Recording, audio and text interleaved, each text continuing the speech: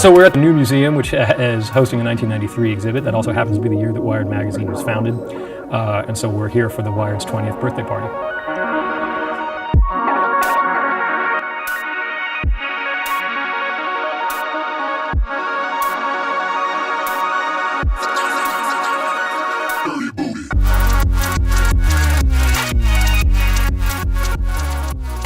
The cool thing about sort of like how culture was changing in the 90s was that you didn't even necessarily know that something was art to be exposed to it.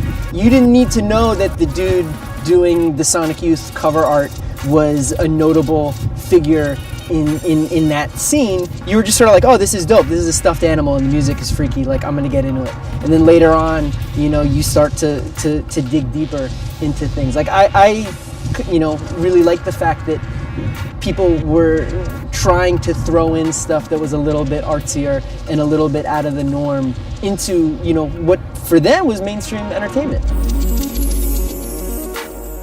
I do think that, you know, there is something natural about that 20-year mark that makes you sort of look back and think about the time that's passed and think about what you remembered, what you've forgotten. It's just a natural time to sort of take stock of what you've done and sort of get re-energized for what's about to come. So, you know, in the 80s, people went through this sort of 60s revivalism thing, and in the 90s, people went through the 70s thing. So, you know, we're kind of on schedule.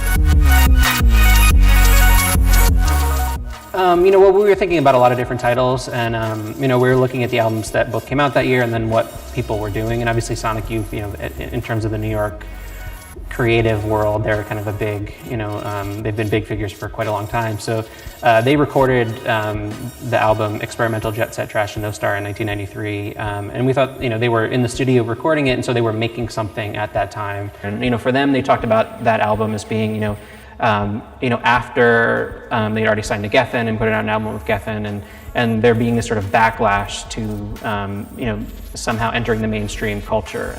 And for us, that was kind of interesting, thinking about the end of the New York Underground.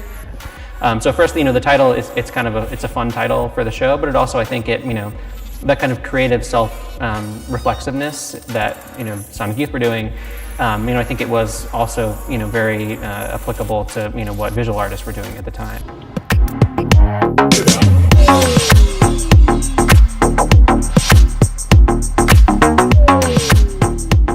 Doing this event is cool because, you know, I read Wired, like I've been featured in it, you know, as an artist.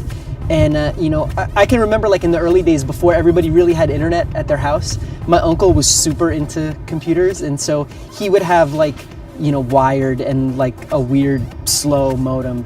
And, you know, it's telling you about how great the future is and like virtual reality and all that stuff. And you're like, what, how are we going to do that? Like your computer sucks.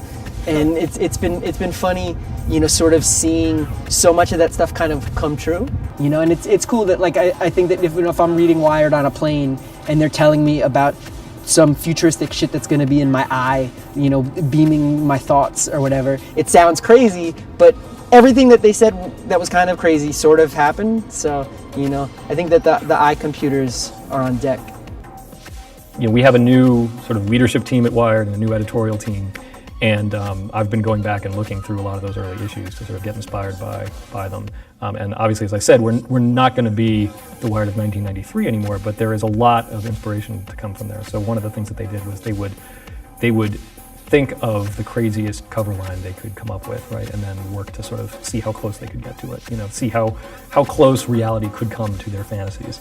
And that's a very inspiring vision to me. That's something that I hold to a lot. And more to the point, just that idea of optimism about the future, that's something that's very deeply ingrained in Wired's history. That, you know, yes, there's going to be a lot of change. Yes, there's going to be a lot of upheaval. But the future is something to welcome. It's something that you can participate in. It's something that's going to be better than yesterday. You know, we are involved in a lot of experimentation right now about how to tell stories and what journalism is going to look like in the next 20 years. And we hope to be leading that charge as opposed to just sort of reacting to it.